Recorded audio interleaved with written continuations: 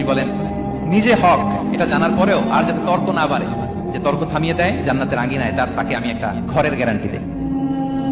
ওয়াবিবাইতিন ফি ওয়াসাতিল জান্নাতি লিমান তারাকাল কাযিবা ওয়া ইন কানা মাযিআন। আর ওই ব্যক্তিকে আমি জান্নাতের মাঝখানে একটা ঘরের গ্যারান্টি দেই, যে ব্যক্তি কৌতুক করার সময়ও মিথ্যা পরিহার করে। করতেছে কৌতুক, ফান করতেছে, হি ইজ কিডিং, পান করে, কৌতুক করে, কিন্তু কৌতুকের সময় সে মিথ্যা বলে না। এই স্বভাব যাদের, তাদেরকে আমি জান্নাতের মাঝ বরাবর একটা ঘরের গ্যারান্টি দেই। এরপর বিষ্ণু কি বলে দেখেন, তিনি বলেন ওয়াবিবাইতিন ফি আ'লাল জান্নাতি লিমান হাসানা খুলুকাহু। আর জান্নাতের একটা হাইস্ট পিক অফ প্যারাডাইস, জান্নাতের সর্বোচ্চ স্তরে আমি একটা ঘর বা একটা বাসভবনের গ্যারান্টি ওই ব্যক্তিকে দেই যে তার আচরণটা সুন্দর করেছে, যে সুন্দর আচরণের অধিকারী হয়েছে, তাকে জান্নাতের হাইস্ট পিকে আমি একটা বাসভবনের গ্যারান্টি দেই। তাহলে বলেন তো আমাদের আচরণটা সুন্দর করার দরকার আছে না নাই? এটা খুব ছোটখাটো একটা আমল, তাই না? কথা বলেন দক্ষিণ কোরিয়া প্রবাসী ভাইরা, আওয়াজ করে বলেন এটা কি ছোট আমল?